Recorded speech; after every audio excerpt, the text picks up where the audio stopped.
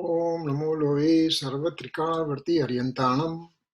Om Namo Loe Sarvatrikavarti Siddhanam. Om Namo Loe Sarvatrikavarti Ayaryanam. Om Namo Loe Sarvatrikavarti Ovajjayanam. Om Namo Loe Sarvatrikavarti Savanam. Omkaram Bindu Sanyuktam Nityam Dhyayanti Yoginam Kamadam Moksadam Chaiva Omkaraya Namo Namo. Namah Samaysaraya Swanubhutya Chakasate Chitsubhavaya Bhavaya Sarva Bhavantarachide Agnana Timira Andanam Gnana Anjana Salakaya Chaksurunmilitam Yena Tasmai Sri Guruve Namah. Tirthankaro Jagatana Jayavantavarto Omkaranada Jinano Jayavantavarto Jinana Samo Sarana Sao Jayavantavarto Netirthachara Jagama Jayavantavarto Namo Tirthanayakane Namo Omkaranadane Omkara Sangarote Namo Te Sri Kunda Kundane Aho Upakara Jinavarano Kundano Dwani Divyano Jina Kunda Dwani Apya Aho Te Guru Kanano Aho Te Bhagavati Matano Dhruva achalane anupama gati pamela sarve siddhane vande kahun sutta kevali bhasita asamaya prabhrata are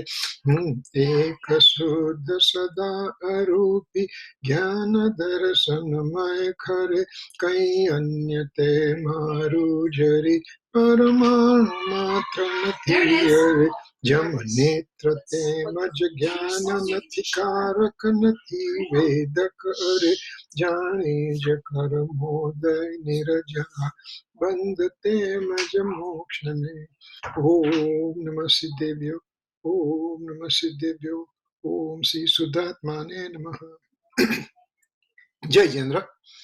Today is June 13, 2018, and we are continuing our discussion in Samaysar, stanza 13.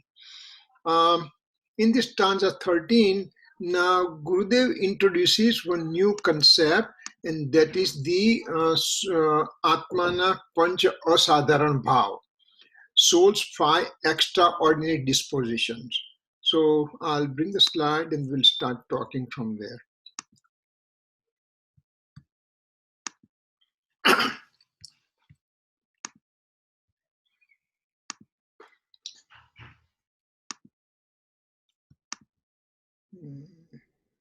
Okay, so soul's 5 extraordinary dispositions means Atmana Pancha Asadharan Bhav.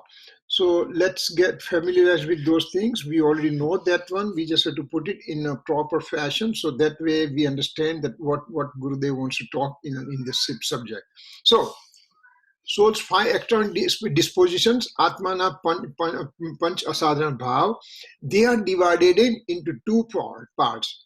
One is a karma sapekshta and the other one is a nirapekshta. Sapekshta means dependency on karma, nirapekshta means non-dependency on karma. So there are 4 inclinations of the soul, 4 dispositions of the soul. They are related to the karma. So what are those things? It just says first one is a Audayik Bhav, means inclination due to fruition of karma. Soul's dispositions due to fruition of karma. Number 1, Audayik Bhav. Second one, Aupshamik Bhav, means disposition of the soul, inclination of the soul due to separation of karma. The third one, Kshapshamik Bhav, means inclination due to separation, annihilation of the karma. And we will be talking a lot more detail about that situation. And fourth one is the Kshayik Bhav, inclination due to annihilation of the karma. Now, when it's dependency on the karma, when this dependent on karma means when there is audayik bhav, means when there is a disposition due to fruition of karma or soul's inclination due to karma, means there is also karma fruition present on the other side as an instrumental cause. Aupshamik bhav means the disposition of the soul due to suppression of karma, means karma on the other side gets suppressed. Third is Kshapshamik bhav, means suppression come annihilation of karma, which we'll be talking a lot more detail. And last one is Kshayik bhav, means inclination or the disposition of the soul due to annihilation of karma. So now, fruition of karma is on other side, and over here is a soul's inclinations called audayik bhav. We will be talking a little bit more about Indian names. Audayik bhav. Audayik means fruition of karma. Audayik means inclination of the soul due to fruition of karma. So fruition of karma is called uday. Uday from the karma side and audayik from the soul side. Upsham, second one. Upsham from the karma side, and aupshamik inclination, that is due to the soul's inclination due to suppression of karma. So over here is a uday of karma, upsham of karma, kshayopsham of karma, and kshay of karma. So from karma side, 4 different names we have to remember. Uday, upsham, kshayopsham, and kshay. When we talk that side, from the karma side, what happens to me on this side? Audayik bhav, aupshamik bhav, kshayopshamik bhav, kshayik bhav. Uday has a audayik bhav. Upsham has a aupshamik bhav. Kshayopsham has a kshayopshamik bhav. Kshay has a kshayik bhav. So those names are, we have to understand, and there is no other way except to throw these names, because at least we also getting some used to this name. Number one, uday karma. Uday means fruition of karma. Fruition of karma is called uday, and soul's inclination is called audayik, means inclination of the soul due to fruition of karma. It's a long-winded answer in the English language, but we just have to say uday, audayik, upsam, aupshamik, kshayopsham, kshayopshamik, kshay, kshayik. So that kind of things we have to remember. And the English names are very easy, probably, so there's not much to understand except for the things that is written over here. So these are the 4 inclinations occurring in the soul.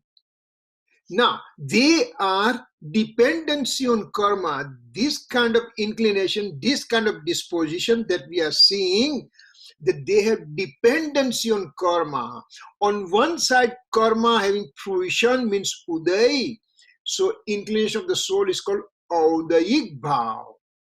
On other side of the karma has a upsham, means suppression. Then soul has an inclination due to suppression of karma, means it's called aupshamik bhav. Karma has kshayopsham, and soul has a kshayopshamik bhav. Karma has a kshay, and over here the soul has a kshayik bhav. So we are seeing those 4 things: dependency on karma, dependency. There is no independency. That dependency is called sapex or relativistic. So these are relativistic disposition of the soul. These are the 4 things that we are seeing, and we'll go one at a time. Now, the 5th one is independent of karma. There is no relationship of karma fruition, karma suppression, karma kshayopsham or karma annihilation. This is the natural state of the soul, natural things happening in the soul. It's the independence of karma. Karma can be there, not, it doesn't make any difference. I am there. It's a non-relativistic relationship with the karma, no relationship at all. And then it's called param parinamic bhav or soul's innate state. Gold always is yellow, independent of anything else. Sugar always is sweet, independent of everything else. Salt is always salty, independent of anything else. They have no relationship with the karma at all or anything at all.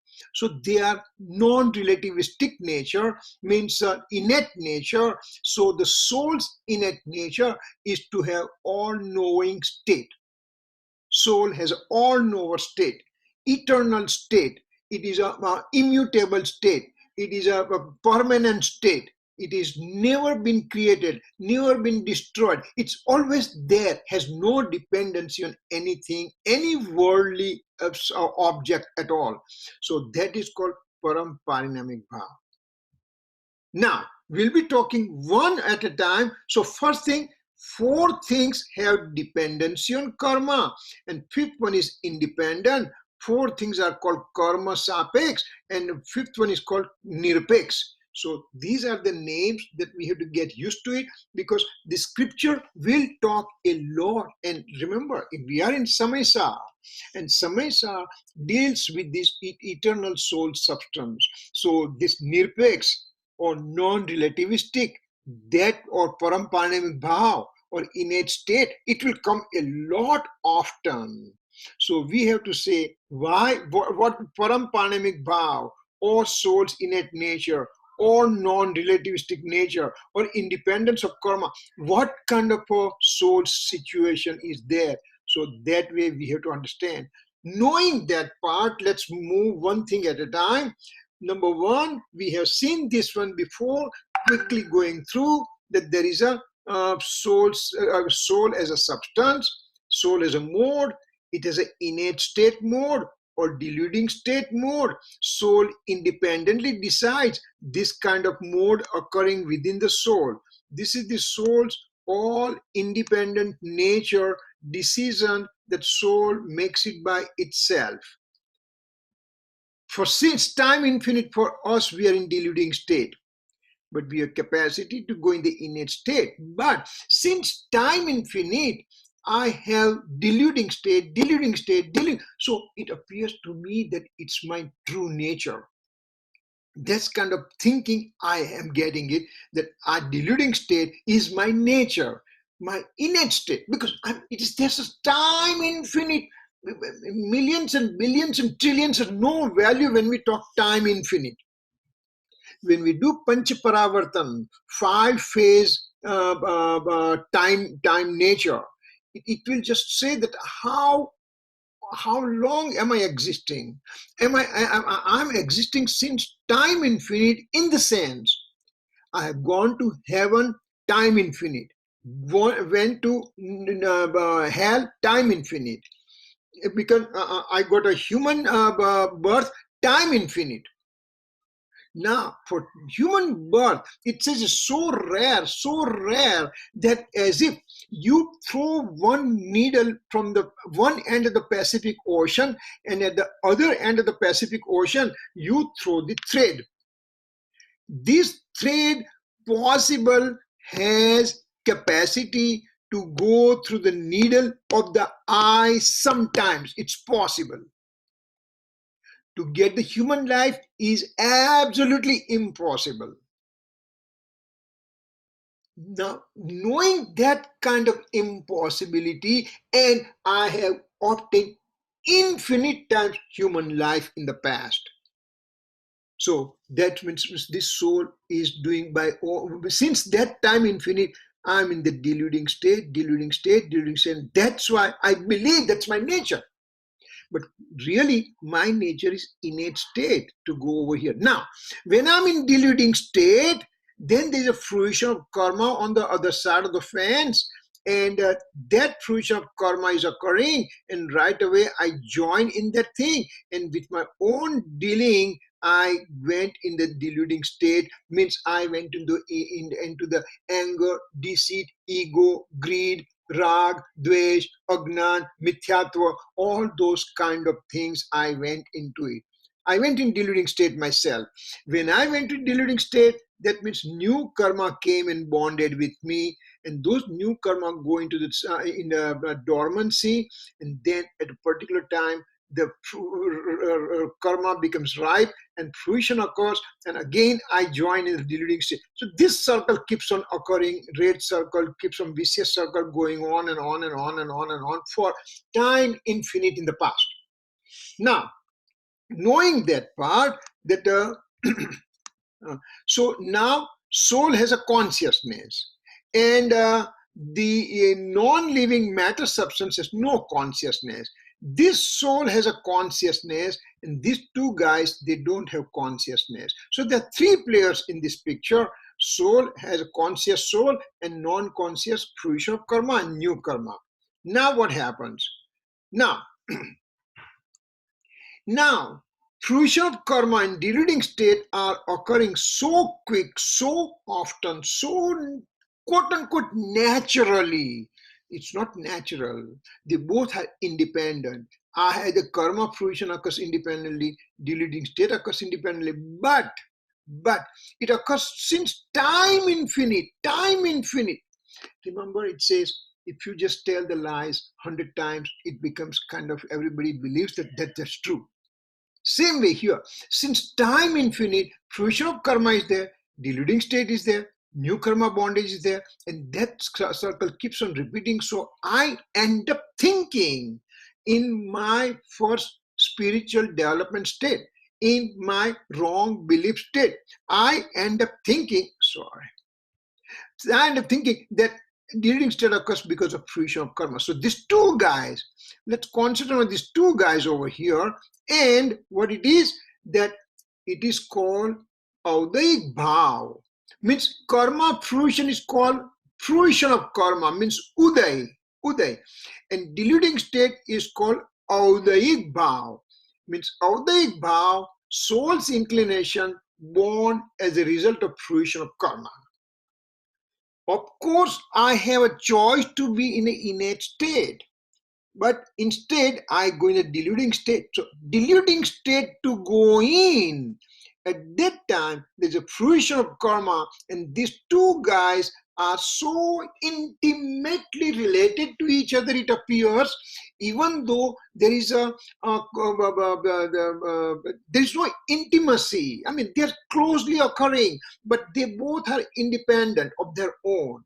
But being independent of their own, still occurring together, and that's why I believe that since time infinite, karma fruition occurs, and I have to be in deluding state. Karma fruition occurs, I have to be in deluding state. So everything I believe, I become karma fruition dependency state for me in this deluding state, and that is called Audaik Bhav. This is called Audaik Bhav. This is called karma uday. Audaik Bhav means soul's inclination and due to fruition of karma. So this is your first bhav. It's called Audaik Bhav, or soul's inclinations, soul's disposition born as a result of fruition of karma. Fruition of karma keeps on occurring, just the way I have deluding state occurring all the time.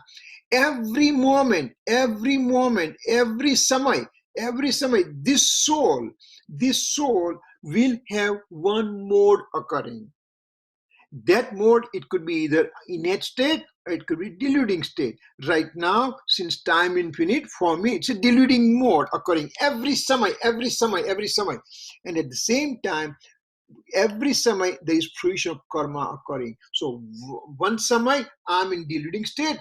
At the same time, there is fruition of karma. They both are occurring together. Since time infinite, keeps on doing forever. And so that is called Audaik Bhav. Audaik means karma uday and soul's audayik bhav. Uday karma uday and atmano audayik bhav. Karmano uday, atmano audayik bhav. Both occurring at the same time. Fruition of karma and the deluding state as a result of fruition of karma. So this is my first one, audayik bhav. It occurs every samay, every moment, continuously since time infinite in the past.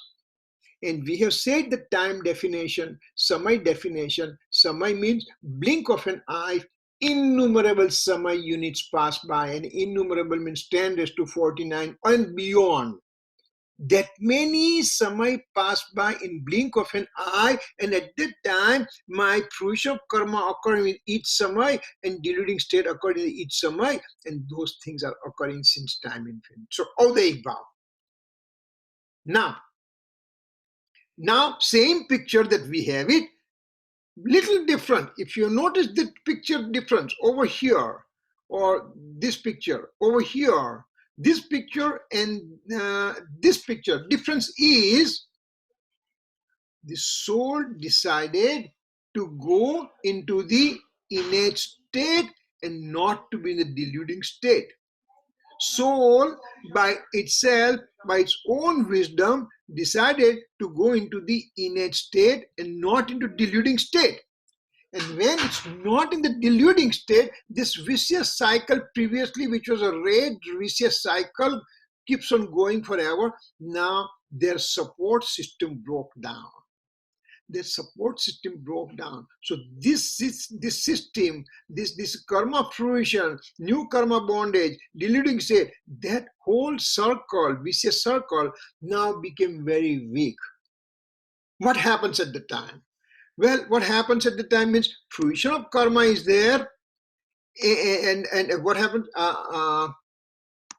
Aupshamik bhav, inclination due to suppression of karma, means the karma fruition got suppressed. Karma fruition got suppressed. How did that thing occur? Because karma fruition decided to go in a suppression state by itself. How did that thing happen? We'll come to that point. But suppression of karma fruition occurred by itself, and when that thing happened, on this side, soul independently says, I'm going to go to innate state. Or other way around saying that soul said that I'm going to be the innate state, and at the time, fruition of karma says, you know what? I'm not going to be coming in the fruition at all right now. So it gets suppressed. Let me see if I have the other figure, or am I going to talk same thing here? 1 second, give me 1 second.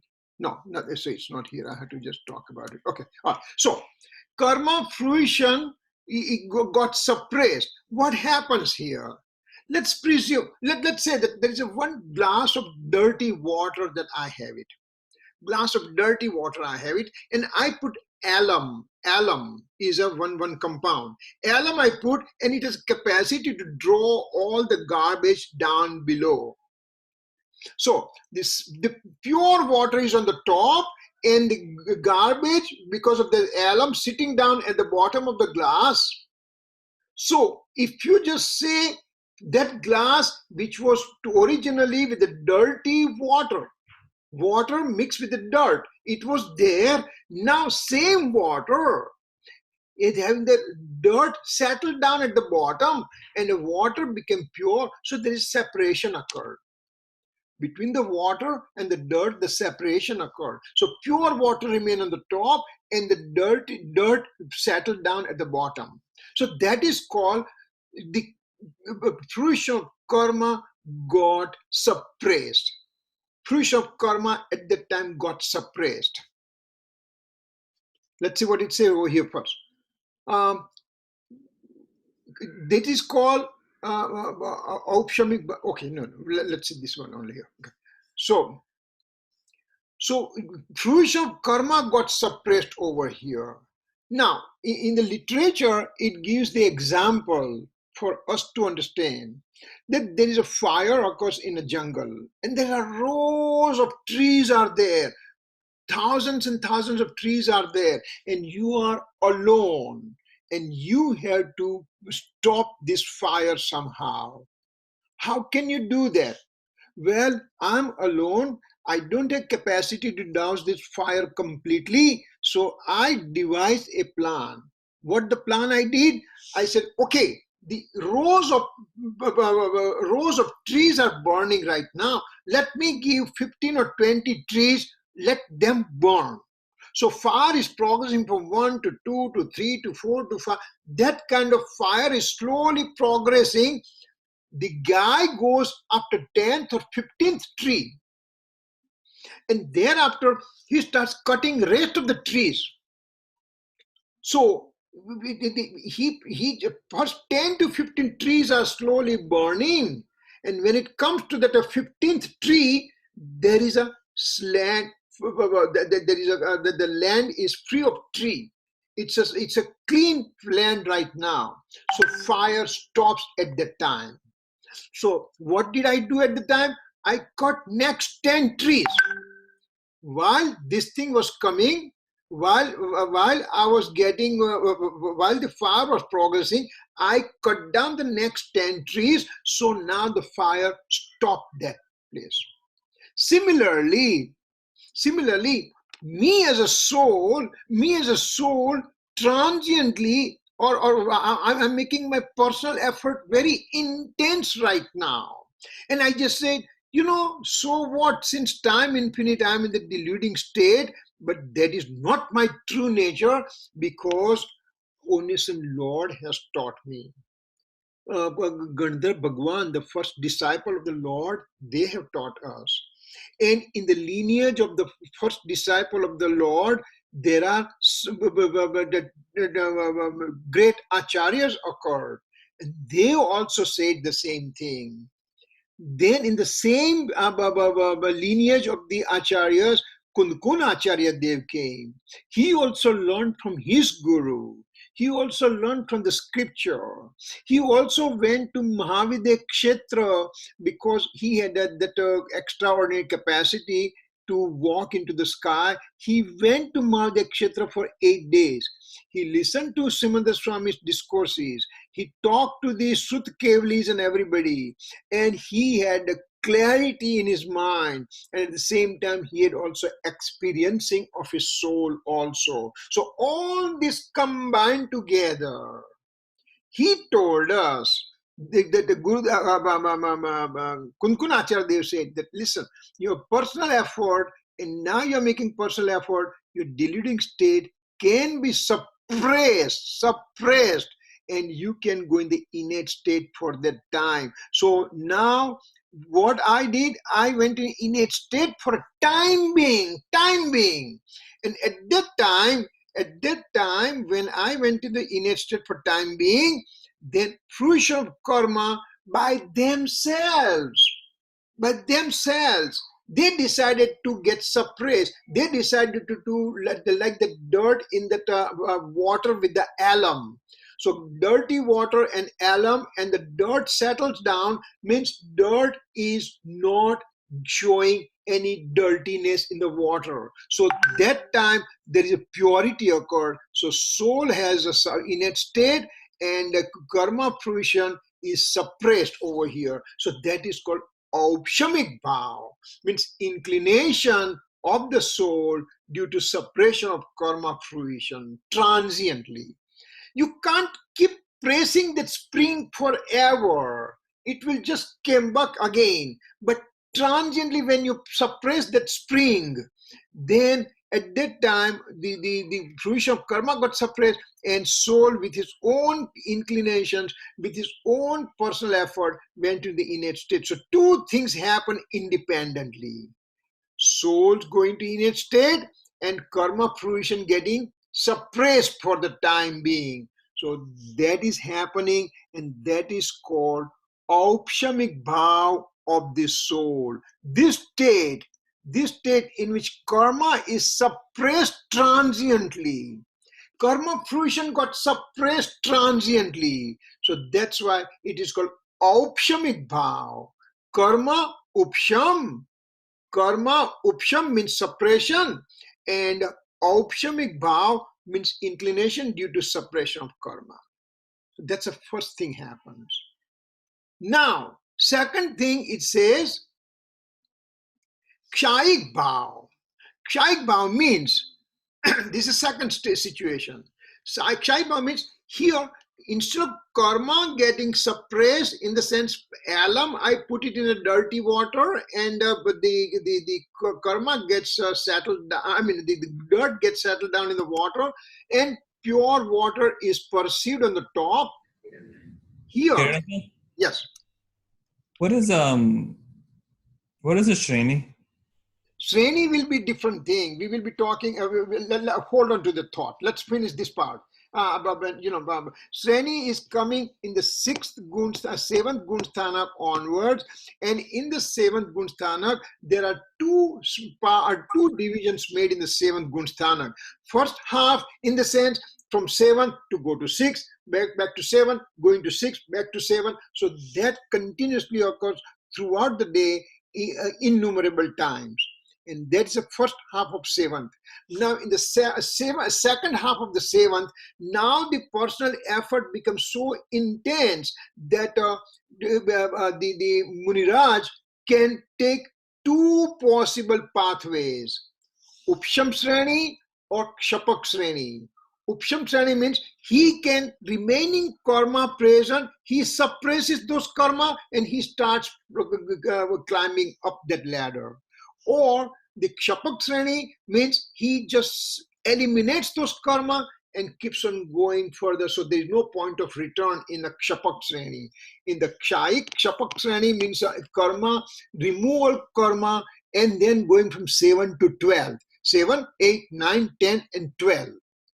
In Upsham Shreni means a suppression ladder, soul will go from later half of 7 to 8 to 9 to 10 to 11, and that's a dead end.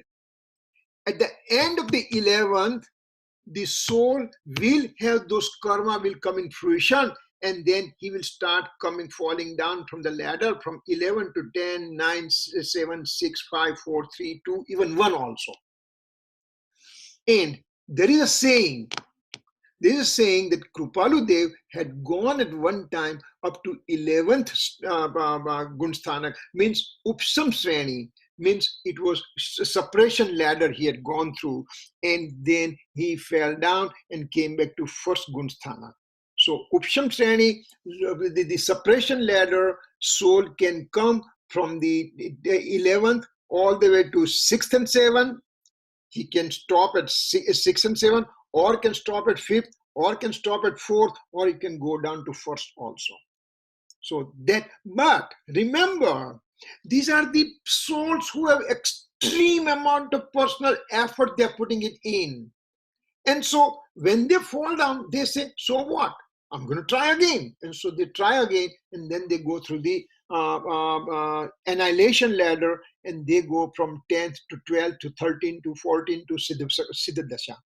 So that is separate topic. That is for the Gunsthana. But again, as question came, so we'll just answer that. But right now, here we are talking. Yes. So Kripalu Dev ne Upsam Shreni ક્યારે માંડી એ છેલ્લા ભાવમાં કે આગળ? No, long back. I can't tell you because I don't know that part, you know. Okay. અને જો કૃપાવદીના લિટરેચરમાં છે ને, તો એક જગ્યા લખ્યું છે કે જો અમને લઘુશંકાનો દોષ ન થયો હોત તો અમે સિદ્ધ દશામાં હોત, એવું એક જગ્યા લખેલું છે. લઘુશંકા means from 11th when he's falling down, when he comes to 7th and 6th and 7th, and at that time lagushanka means, in general in Gujarati, lagushanka means to go to bathroom, you know, to pee, you know. But that is not that's not the things over here. Lagushanka means he end up having reflective thoughts on something which is not useful at all. For example, what's the nature of dharmastikai? Or what's the nature of the island and oceans and island and ocean and everything? Who cares? Who cares in the sense, right now I have to go from a purity of my soul. That is the most important thing. And those are the things which are important to know, but not that much important compared to experiencing of the soul. So he got involved with some kind of a thought process which are religion related thought process, but for the benefit of the soul it was not important. And that's why from 6 he fell down to 5, 4 and then to 1. So that's what Krupadev said કે લઘુ શંકાના દોષથી અમારે અહીંયા ફરીથી જન્મ લેવા પડ્યા. That's what it says, right? Okay. So here, what we are talking here is from 1st to 4th Gunsthanak only. When you talk about that separation ladder and annihilation ladder, that occurs 8th, 9th, 10th, 11th, 12th Gunsthanak and those things, it's a very high level. Here we are talking just low level in the sense 1st to 4th Gunsthanak only. Aupshamik bhav means karma get suppressed and then soul has an innate state experiencing. Second is kshayik bhav. Kshayik bhav means what happens? Remember that dirty water I put alum, and putting alum and the dirt got settled down in the bottom, and on the top there's a pure water, the drinkable pure water is there. So that is called Aupshamik bhav. Now in Kshayik bhav, no dirt at all. Means karma are not present. They are removed totally. When they are removed totally, Kshay means removal or annihilation. Annihilation means removal, total removal of the karma. And then when removal of the karma occurs, then the innate state can last forever.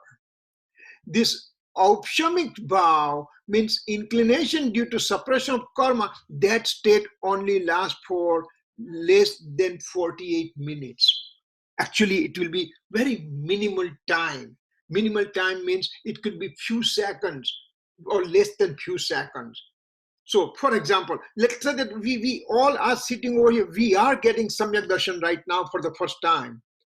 That will be inclination, means Samyak Darshan occurring because of suppression of karma, and that will last for few moments only, few moments. And that karma remains suppressed for few moments, and then they'll come in fruition and lots of things happens. But the very first Samyak Darshan occurring to a given soul will be Aupshamik Samyak Darshan. Means it will be suppression of karma on one side and transient, very, very, very transient experiencing of the soul. So here I am sitting, suddenly I have the experiencing of the soul occurs, and then I'm back to normal, back to my original state. So that's what happens in a first Samyak Darshan, means Aupshamik Samyak Darshan. In Kshayik bhav, means Kshayik Samyak Darshan, means it lasts forever. Lasts forever in the sense, for example, of Tirthankar Bhagwan, when he is born with Kshayik Samyaktva. Means he's born with a Kshayik bhav. Means he's born with the inclination due to annihilation of karma. That's whatever. Now, you are going to say, wait a second, if all the karmas are annihilated, annihilation of all the karma occurs, then you are a Siddha Bhagwan, right?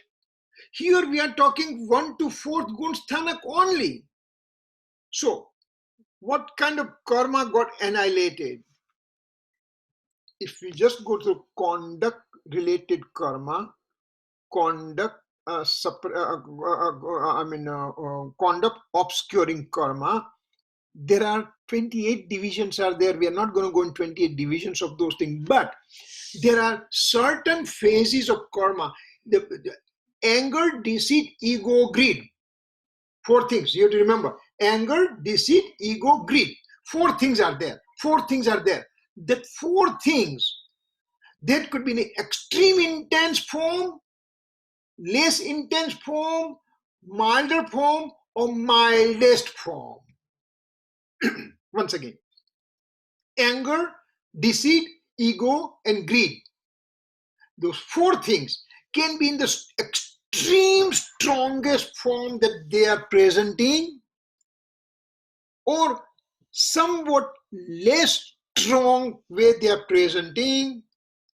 Third one is milder form of presentation, and 4th form is mildest form of presentation. So 4 gradation we are giving to those karma: anger, deceit, ego, greed. Strongest, less strong, milder, mildest. So 4 times 4 is 16 different ways those karma can be presented within me, out of which the first 4 types, anger, deceit, ego, greed, of a most intense type, they are removed over here in Kshaik Bhav. Remaining are still there. Remaining will be cleared progressively. That's But, only in Gunthan 4, right, Kirit? sorry? You said this slide refers to Gunthan 1 through 4. But that only, what you said is only in the 4th Gunthan. Yeah. You can't have Shaik Bab in 1, right? No, the Kshaik Bhav occurs in a 4th. Right. It can occur in 4th. Means 1, that means we have wrong belief. So right. when you had said previously that this, that Shrenis are very higher, or much higher. This does not apply to 1 to 4. This applies only to 4. Yes. And yes, your answer to your question is Sreni occurs on a 7th Gunsthanak. So 3 types of anger, deceit, ego, greed are gone, and mildest form of anger, deceit, ego, greed are remaining, and now soul is making final push, and then that's called the annihilation ladder or suppression ladder. But over here we are talking, out of those 4 groups of anger, deceit, ego, greed, the very first group is getting removed. When I say annihilation means first group of anger, deceit, ego, greed, and there are associated other 3 karma types. They get annihilated. So the crux of the crux of the discussion is, when I'm on first Gunsthanak, when I'm on the first Gunsthanak means I'm in the wrong belief state. The moment I get the experiencing of the soul, that means I go to the 4th, first to 4th Gunsthanak, that occurs. Now, when I'm falling down 4 to 3 to 2 to 1, so 2 and 3 are coming on the way down, but when I'm going up, I jump from 1st to 4th. Means, let's say that 10 modes are within me right now, 10 modes. And number 1, wrong faith. Number 2, wrong faith. Number 3, wrong faith. Number 4, wrong faith. Number 5th is a right faith mode. That time transiently I have an innate state experiencing occurred. That means I have a samyak darshan. That means I have a right faith. That means I have enlightenment. That means self-realization. In this first time, it will be very transient form. Very, very transiently it will last. But when it's a Kshaik Bhav, when annihilation of karma is done, then that lasts forever. In the sense, till that soul becomes Siddha Bhagwan, it will remain with him forever and ever and ever. Once it comes, it doesn't go away. So that's what Tirthankar Bhagwan, when he's born, he is in the Kshaik Samyak Darshan. Bharat Maharaja, he had a Kshaik Samyak Darshan. So those are the souls that ultimately they are going to go to moksha. And Kshaik Bhav means inclination due to annihilation of karma remain there forever. This state remains with them forever. Okay, so that's the second one. Now the third one which comes it is kind of little bit more to talk about. Yesterday in the class, I told you that we'll be talking that part today. Kshayopshamik bhav. Kshayopshamik bhav has 3 words involved. Now, first one is aupshamik, this is kshayik, and this guy is in between. Simplest way of understanding, suppression of karma, annihilation of karma, and partly suppressed, partly annihilated karma. In short. So, this one, lots and lots of people have a problem getting the feel for this kshayopshamik bhav. Number 1, aupshamik means suppression of karma, kshayik, annihilation of karma, and this is in between. It's part of the karma are suppressed, part of the karma are annihilated, and part of the karma are in the fruition. Word kshayopshamik has a 3 words inside. It's a kshay, upsham, and uday. Number 1. Once again, kshay, upsham, and uday. 3 things comprises kshayopshamik bhav. Or it says inclination due to suppression, annihilation of karma. 3 things. Kshay, upsham, and uday. 3 things comprises kshayopshamik bhav. Now, hang on tight. If you don't understand, just simply, as I said, if it becomes too much to you, don't worry. As I said, this is the lowest form, suppression of karma. Best thing is annihilation of karma, and this guy is in between. If you just understand that part, will be all right. They all mean samyak darshan. This is aupshamik samyak darshan. This is kshayik samyak darshan. This is kshayopshamik samyak darshan. Bhav means samyak darshan right now. Over here, we have to take it. So, aupshamik samyak darshan, kshayik samyak darshan, and in between is called kshayopshamik samyak darshan. If that is simplest way of understanding. Now, those who want to know really meaning of the kshayopshamik bhav means, it goes this way. Hang on. Karma, they come in fruition. We just said, karma comes in fruition every samay, no matter what. They keep on coming, keep on coming, keep on coming, no matter what. Now, when karma is coming in fruition, some karma, they are having intense fruition capacity. For example, let's say that I have a knowledge obscuring karma having fruition right now, and as a result, I don't understand what is been going on in this class. Or somebody, no matter how hard you try to explain, they have so much of the karma fruition, intense knowledge obscuring karma fruition, that they cannot understand a simple thing. We just say that guy is an idiot, that guy is moron, that guy is dumb, whatever language we use in vernacular language. So these are the things that there is intense fruition of knowledge obscuring karma. Now, one more caveat I had to put it here. We are talking karma right now. We are talking from this side because I want to explain, I want to understand what is happening here. But because this one is the soul's nature, which till I experience a soul, I don't know what that one is. So I have to have all the explanation done through the karma perspective. Just like the thermometer in the house tells me what's the temperature in the house. If the house is warm, temperature will be warm, or it will be showing warm temperature. If the house is cold, temperature will be showing cold numbers. So thermometer simply is a gadget showing what's inner situation in the house. Similarly, karma are like thermometer telling me what's a condition going inside my soul.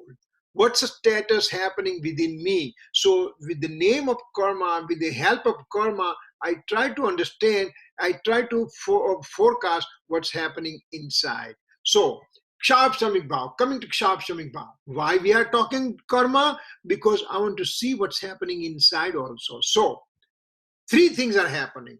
Intense knowledge obscuring karma are in fruition right now, for example. Now, somehow one can make that karma fruition intensity, which is, let's say, 100 units of intensity is there. Somehow that intensity is made to 50 units of intensity. Karma fruition coming as 100 units of intensity, and instead of that, I reduce that. I mean, somehow, somewhere, that karma fruition intensity was reduced to 40%, for example. Initially, it was 100 unit of intensity was there. Now it has been made at 40 units of intensity. What does that mean? That means the intensity which was 100 units, now it's been destroyed. 100 units of intensity has been destroyed. Kshay, annihilation, removal. Now 40 units of intensity is now there. That means reduced intensity is there, and that reduced intensity is called fruition of karma in the form of reduced intensity. So fruition is there in the reduced intensity. The annihilation of the 100 units was destroyed. 100 units was destroyed, that's annihilation. 40 units of fruition, that is called fruition. And at the same time, there are karma sitting in a dormancy within myself, and they are not coming in fruition right now. So, fruition, destruction, and the karma remaining in dormancy, they are called suppression. So suppression is occurring, fruition is occurring, and destruction of the intensity occurred. Three things combined, that is called karma kshayopsham. That's called karma kshayopsham. And when that situation occurs, that time also soul has a purity going on within.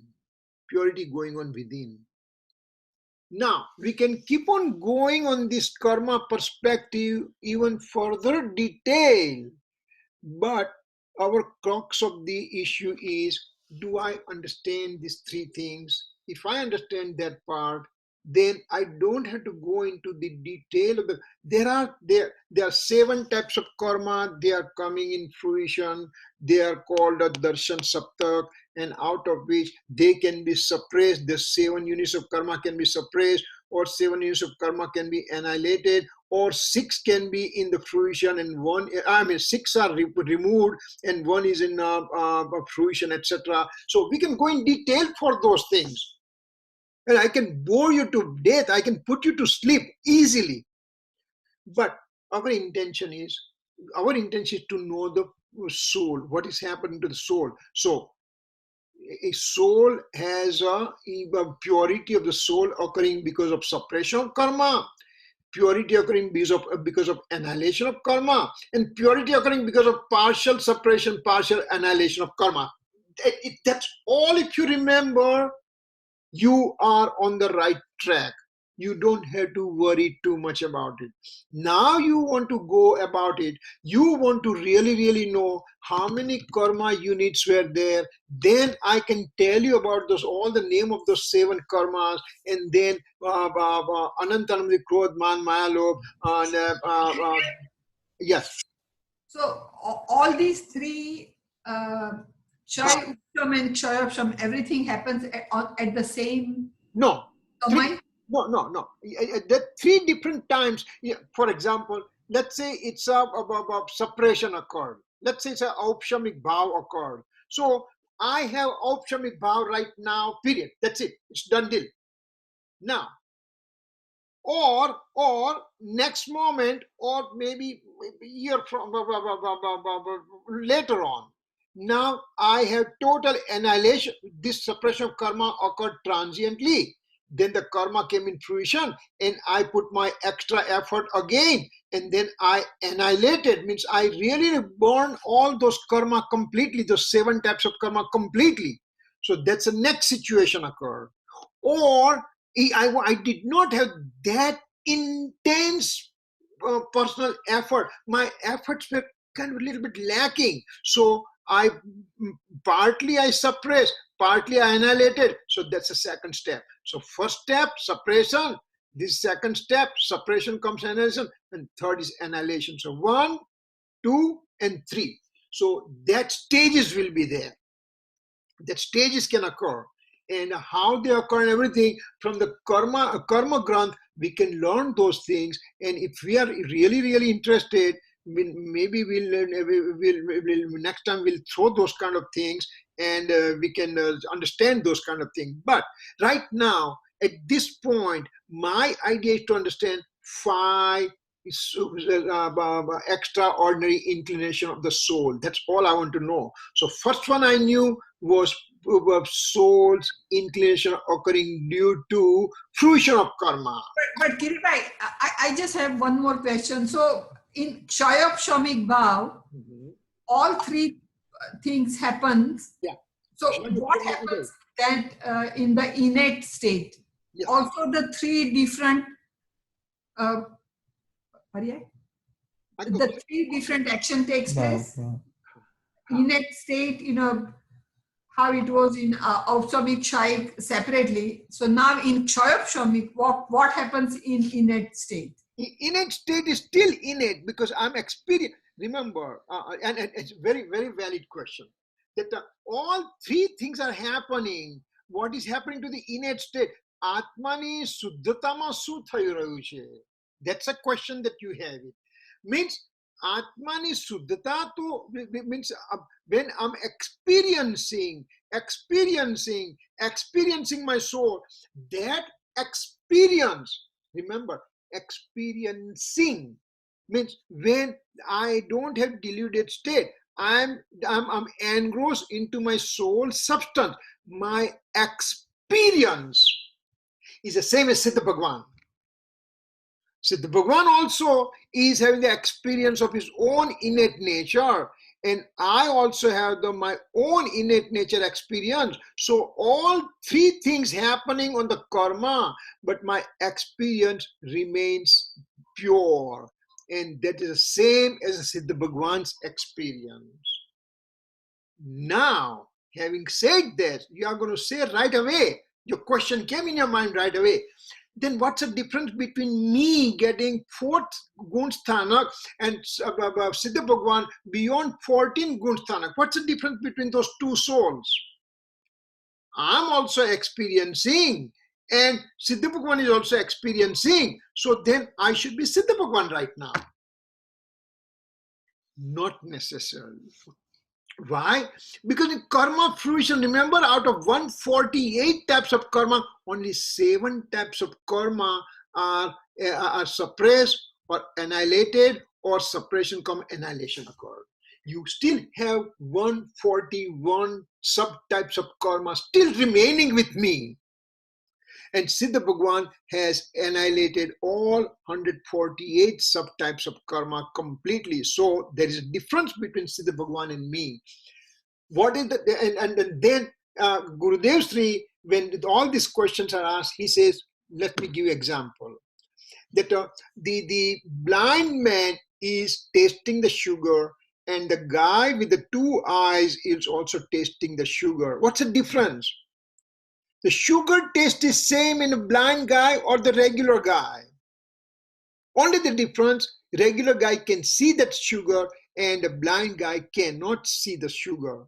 But experience is same. Similarly, when I'm at the fourth Gunstanak, I have the innate state experience going on. That experience is same as like the blind guy tasting the sugar.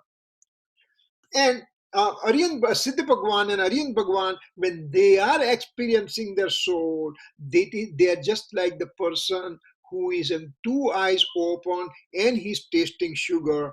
That is that kind of soul there. So experiencing is same, but there is a fruition of karma in a different intensity are present. 141 types of karma are still present, coming in fruition, etc.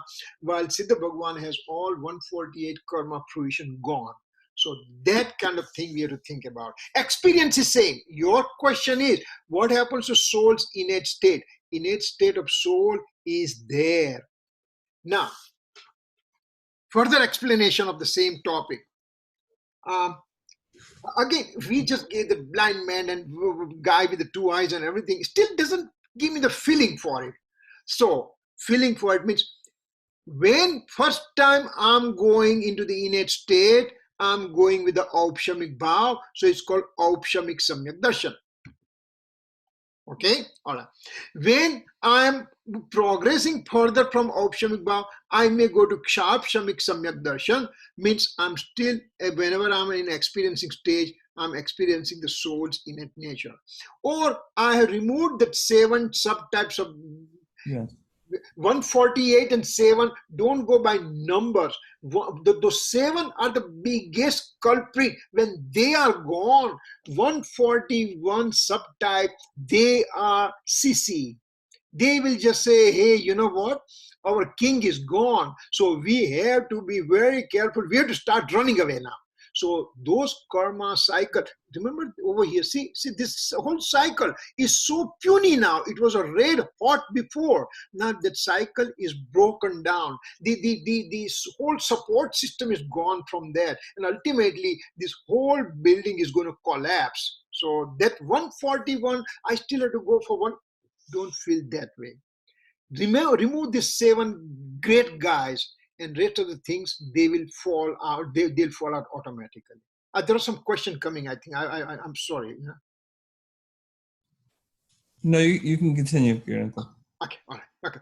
So now that we understand this part, okay, yes. So again, blind guide and a guy with the 2 eyes, it still doesn't make me feel what exactly happens here. So Siddha Bhagwan has no karma fruition at all, and he's in the pure innate state, uninterrupted forever and ever and ever. When I and you and everybody, when we go, yes. Sorry, I still have a little confusion. Go ahead, yeah. So you said that when the soul is in the deluded state, that એક પર્યાય ઉત્પન્ન થાય છે પોતાની પર્યાય તો થાય જ છે. ના તો એ ડિલુડિક સ્ટેટની પર્યાય નથી થતી. ક્ષયોપશમિકમાં જે આપણે આખું બોલી ક્ષયોપશમિક ભાવમાં એ ત્રણે ત્રણ સાથે હોય કે જુદી જુદી હોય? કઈ પર્યાય? ત્રણે ત્રણ એટલે ક્ષય ઉપશમ અને ઉદય, આ ત્રણેય એક સમયમાં ત્રણેય હોય? નહીં, એક થશે. In one samay there is one mode only, remember, one samay. So either it's a Aupshamik Samyak Darshan mode, or Kshayik Samyak Darshan mode, or Kshayopshamik Samyak Darshan. We're not talking about Samyak Darshan, are we? Because you can have Kshayopshamik Bhav in any karma. Yeah, but when we are using Kshayopshamik Bhav, we are using in terms of Samyak Darshan mainly. Okay. Shamik Bhav can be there in lots of other things. Well, you are right, But right now, these 3 Bhav will be used in relation to the Samyak Darshan. Means purity of the soul. In Kshayopshamik Bhav, you have Kshay, Upsham, Yeah, and Uday that's at my the same question. time. Yes. Then what happens to In the the same mode? Samay. Yes. So what happens to the mode? Then 3 modes or 1 mode? Okay. Now remember what happens. Mode is one only. Mode is one Samay, one mode. But remember, I have infinite attributes within. Infinite attributes, they keep on transforming every Samay also. So if I go to that one mode, one Samay, one mode, and analyze that mode, then every attribute will be represented, all the infinite attribute will be represented in that mode. So if it is a Kshayapshamik bhav, then Kshay, Upsham, or Uday, all those kind of things will be seen in the mode of that karma mode. What happens to the soul? There is going to be partial purity. Partial purity means what? That was the thing I was driving at, because this is the thing, because this all, if I bhav, if we understand, then our life becomes much easier to understand lots and lots and lots of things.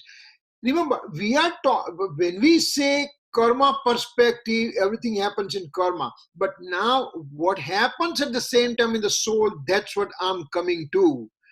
For example, let's say, let's say there's an Aupshamik bhav occurred within me right now at this moment. Let's say we all. Can I interrupt you? I'm sorry. Okay, so let me know if I'm thinking the right thing. Okay. Let's go straight to Kshayapshamik bhav. Okay. You have one dravya, which is an atma, with anant gun, and each gun, or anant gun, and each gun has a paryaya in each samay, correct? Yes. So there's anant paryaya in each samay, correct? Yes. All right. Now, can you have, in paryaya A, can you have akshayik bhav, and paryaya B have again, this is all the same samay, So same mode you are talking, same samay, same mode, one mode you are talking right now. So if I'm only talking about one paryaya, then in one paryaya, can you have kshay, upsham, and uday in the same paryaya? Yeah. Now, remember, and that is a valid question that you have it. Now, what is happening? Number one, that when we are talking purity of the soul occurring as a result of whatever happens in the karma. So what happens in the soul? Number one, when I'm in the innate state, means I'm experiencing my soul. Number one, that's called samyak darshan. Having made that thing clear, now remember, only 7 types of karma here are suppressed or annihilated, or suppression come annihilation occurred in the 7 types of karma in this side. So depending on that situation, what is happening here? My experiencing is going on. My experience is uninterrupted for that moment. But under the radar, there is a karma fruition keeps going on and on and on and everything, but I'm not able to pick up that karma fruition occurring at the time. Means when I'm in the experiencing state, my knowledge is engrossed into the soul substance. But again, there is not complete purity of my soul, my knowledge mode, so I'm not able to pick up the subliminal fruition of karma going on even while I'm in the innate state experiencing my soul substance. So I still have some karma bondage going on while I'm in the innate state experiencing my own soul substance. And that's called abuddhi purvak no rag. I think if you remember, I think in the 6 or 7 stanza we already went through it. Abuddhi purvak no rag means I'm experiencing, but my knowledge is not sharp enough to pick up that thing, to understand that part. I'll give you another example. what it is, let's say that I am right now in meditative state and I'm saying, I'm the soul, I'm the soul, Hugnayakshu, Hugnayakshu. I'm in the Vikalp Dasha, I'm the reflective thought process at this point. Even though I am in very, very cool, calm, collective state, and I don't think anything else in the universe at all. I'm the all-knower soul. Hugnayakshu, Hugnayakshu. That kind of reflective thoughts going on. Net reflective thought means I'm in the deluding state over here. And because I'm in deluding state means I have anger, deceit, ego, greed going on. Now, somebody at that time comes and tells me, hey, you still have an Anantamadi Krodh going on. Are you kidding me? I'm just engrossed in my soul's thought process. How can I be angry? That Anantanam, Krodh, Man, Maya, Lobh are going under current that I'm not able to pick them up, but still they are there. Similarly, on fourth Gunsthanak, I have a 7 karma suppressed, annihilated, or suppression, karma, annihilation, but rest of the karma fruition going on, even low level karma fruition, and I'm not able to pick it up. It's called abuddhi purvak no rag. So that is going on. So now, that's the Uday piece. I'm sorry? That is the Uday piece. Yeah. Abuddhi Purvak Rag is the Uday piece. So those that I'm not able to pick it up, but it's still going on. So is it Aupshamik? Accordingly, that kind of a subliminal karma fruition going on. Kshayik, still there are 141 karma fruition going on underneath. Kshapshamik, the 6 are gone, 7, so 142 types of karma fruition still going on underneath, which I'm not able to pick it up, and as a result there I still have a karma bondage going on, which are of course extremely milder but still going on. Okay, so the Abuddhi Purvak Rag explains the Upsham in Kshayapshamik. So, excuse me, it explains the Uday in Kshayapshamik. Okay. And it also explains the Upsham in Kshayapshamik because it's Abuddhi Purvak. So where's the Kshayik of Kshayapshamik? Kshayik means? Okay, I'll explain to you this way. Kshayapshamik Bhav has 3 components. Yes. Upsham, Kshay, and Uday. Uday, yes. Abuddhi Purvak Rag, that concept explains Uday. Mm-hmm. Correct? Yes. That is also an example. It's Uday because there's Rag. Mm-hmm. It's Upshamik because it's Abuddhi Purvak. Okay. Is that correct? Or when you say it's Abuddhi, it means it's not discernible, it's not perceivable. Okay. Now hold on to that thought process. Okay. Because see, this picture is right now making confusion, I suspect. So what I should have done is I should have put some dash line over here. Means there is something under the current state is going on, but it won't be called deluding state. It's called asthirta no rag, means it's a non-stability, but the rag because of non-stability. Now, what it means, remember, what is happening inside here? It's I'm experiencing the buddhi purak, means whatever I'm experiencing, whatever I'm feeling, whatever I'm knowing, that thing is going on with the experiencing phase. Underneath that, whatever is happening, karma fruition or karma suppression or all those kind of karma situation going on. Now, what your question is in Kshapshamik Bhav, 3 things are there: Upsham, Uday, and Kshay. So now remember, Upsham means the karma remaining in the dormancy, not doing anything. So that's called Upsham. Kshay, that means intensity of the karma. Intensity, 100 units of intensity, that got destroyed. And what happened remaining? Only it got converted to 40% of the intensity. So in reality, if you think about it, that we are explaining 3 things, but in reality, it's only happening one thing, that instead of 100 units of intensity, only 40 units of intensity is present right now. That's it. We are explaining that this dissecting with 3 possibility to explain, but in reality, over here in Opshamic Bhav, transiently, there is no intensity of any karma coming in fruition.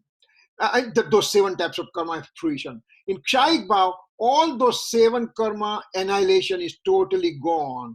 In Kshapshamik Bhav, only 40 units of karma is in fruition and 100 units of karma is gone. So there's only one thing is happening right now is 40 units of fruition right now. So 40 units of fruition, no fruition, and suppression.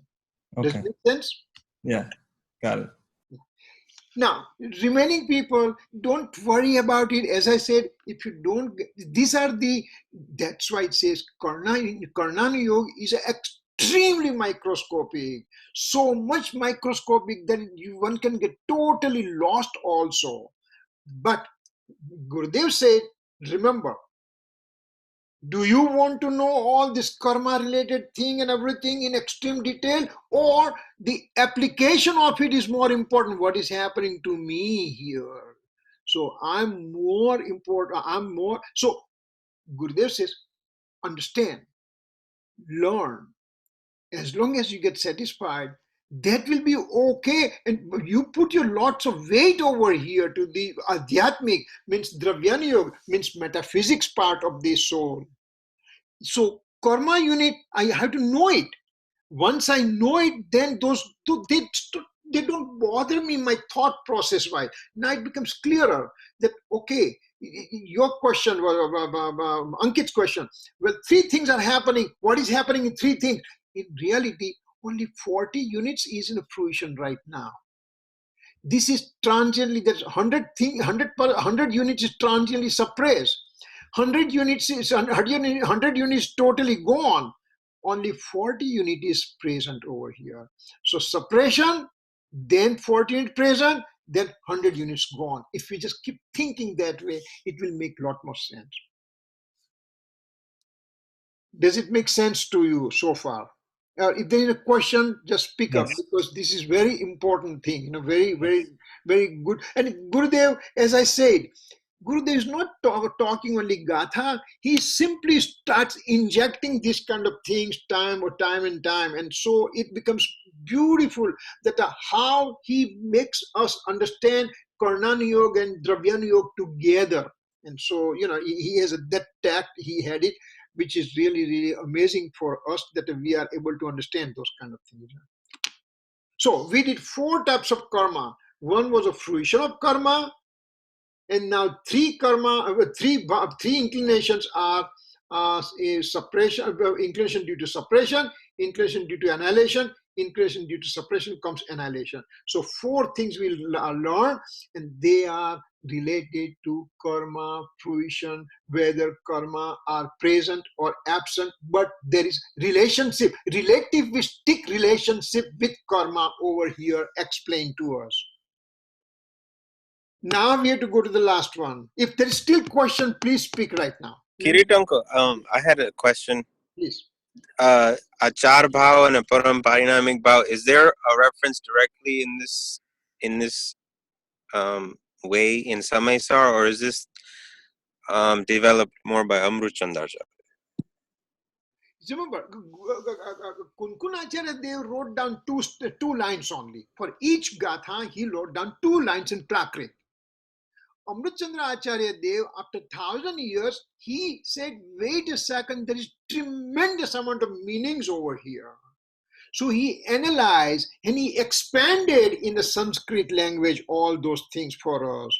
He wrote down the prose and poetry both. And then Gurudev Sri expanded in extreme nicer way so that lay person like us can also understand that part.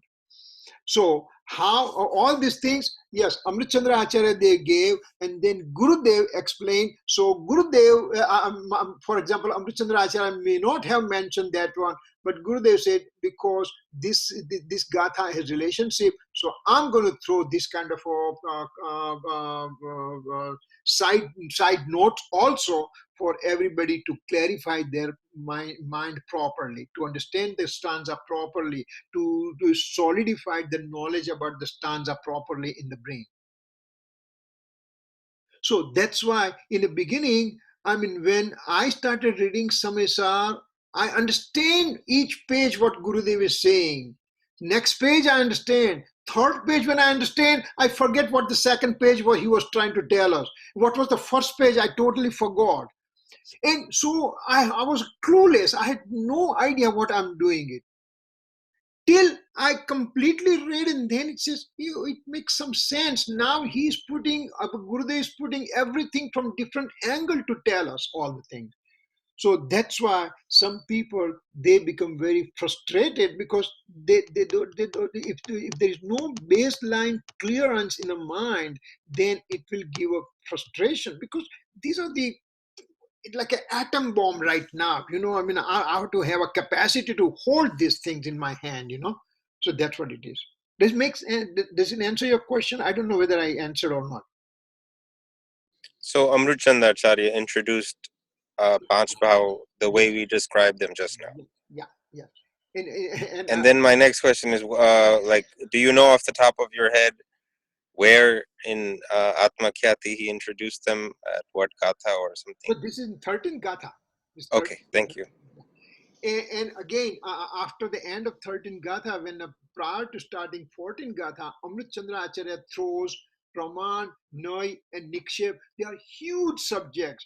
We have gone through Nai in a great detail, but he introduces those kind of concepts and everything, and it will be lots of fun to go through those kind of things. All right. Any other questions? Continue, Kirit. Okay, all right.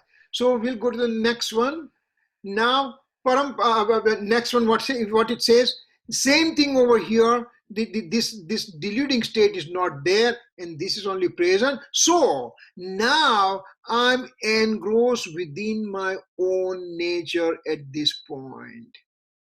I'm just simply engrossed within myself, and I have no relation with these guys at all. Actually, what it is, Parinamic Bhav means soul remains in its own natural state without dependency on karma. I simply stay within my natural state. And at that time, all right.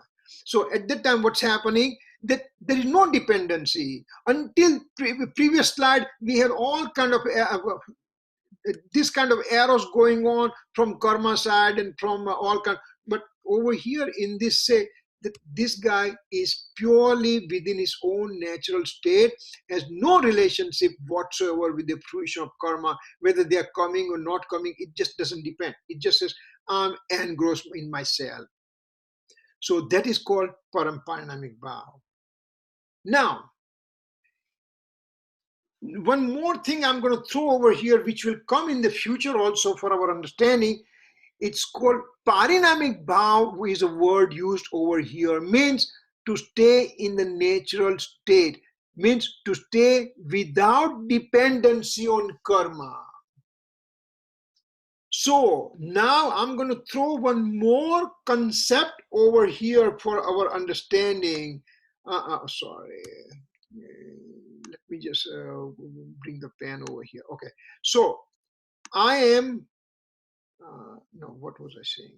Okay, yeah. I'm making this one line over here, for example. Let's see. So this is my mode, right? This is my mode at this point. This mode does it have dependency or is it independent? Just 1 second, hold it. This part is done. Soul is in its innate state, and that's it. That's a Parinamic Bhav, Parinamic Bhav. We are done with that. Now I'm throwing another concept over here, which we have gone before, that when I'm in a deluding mode right now, Is it karma dependent or karma independent? Can somebody tell me that one? This mode that independent. huh? Independent. Now this one you have to see it from two different angles. If I see from the fruition of karma perspective, then this mode is dependent on karma perspective over here.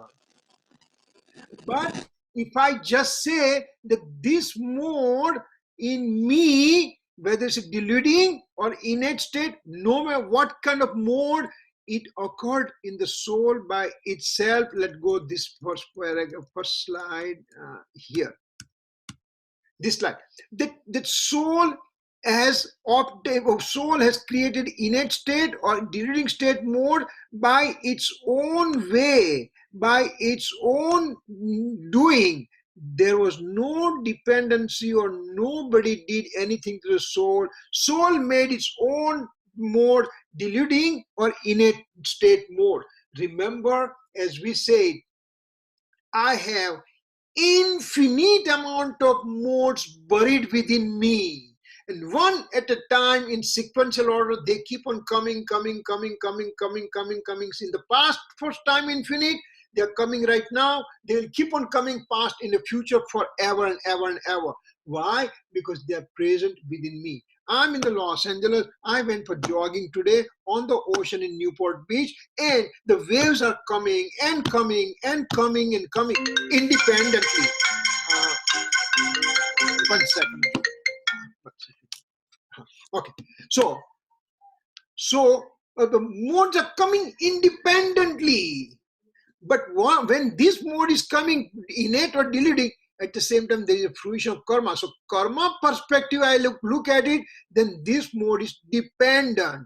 But when I look from my soul's perspective, then this mode is independent. So when mode is independent, if I look mode by independence aspect, then it's called mode parinamic bhav.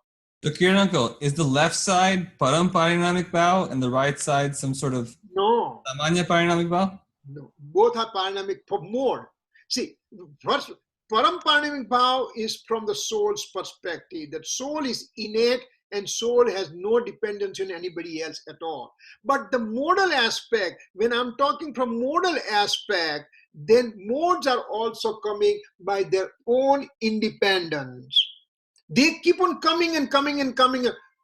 For example, Samaysar, when he got a Keval Gyan at age 42, why did he say that? Why did he not say to himself, hey, you know what? There's no sense hanging around for me for next 30 years. I can go to Siddha Dasa right now. No, because his modes are independent. Even Mahavir's soul has no control on those modes coming. They are independent. Rishabdev, it took 1,000 years to go to the moksha. He could have said, I don't want to hang around here. No, he has no control. Rishabdev's soul has no control on this mode. So these modes are coming independently, pure or impure. And that's why they are also called, from that perspective, they are called parinamic bhav of the mode. Means non-dependency of this mode on the karma fruition. Mode is coming by its own. So that mode I'm looking from my perspective, they came because they were supposed to come, so independent. From karma perspective, there is a fruition of karma occurring on this side. So when I look for karma perspective, they are sapex, relativistic. When I'm looking from the mode's perspective alone, then they are nirpex or non-relativistic. When non-relativistic or nirpex means parinamic. Non-dependency or independent, there is parinamic. So this is just one food for thought I wanted to leave at the end of the class, that parinamic means independency. Parinamic independency. That's all we have to keep in mind. So pariyai can also be said parinamic, means independent, means it is nature of that mode or that moment to be in that particular form, be it innate form or could it be diluted form? So that is independent. That's why it's called parinamic bhav for the mode. We have touched that one before, but right now when we are in parinamic bhav, we should just have this understanding occur. So over here in this state, we are talking from soul's perspective, so it's called parinamic bhav of the soul. But at the same time, I can also say parinamic bhav of the mode also is there. That will come in the future also. But as long as we are on this parinamic bhav, panch bhav, we are there. Five inclination of the soul, five state of the soul. That I think we should also mention that one on the side. Any questions so far?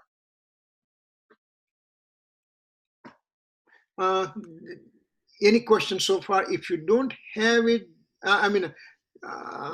next slides will be, yeah, they will, it will just, once we have gone through this slide, next set of slides will be much easier to understand,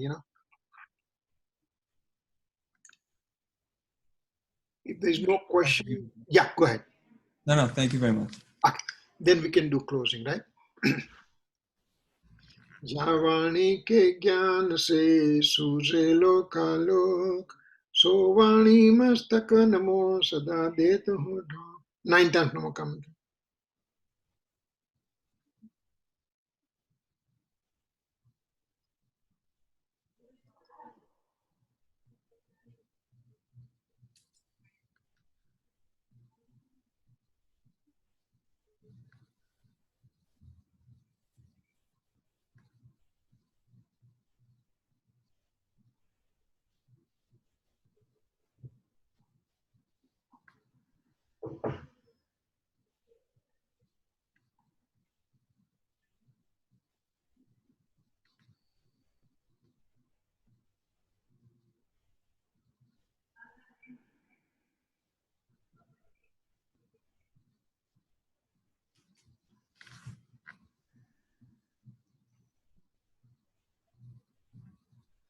Jai Jinendra.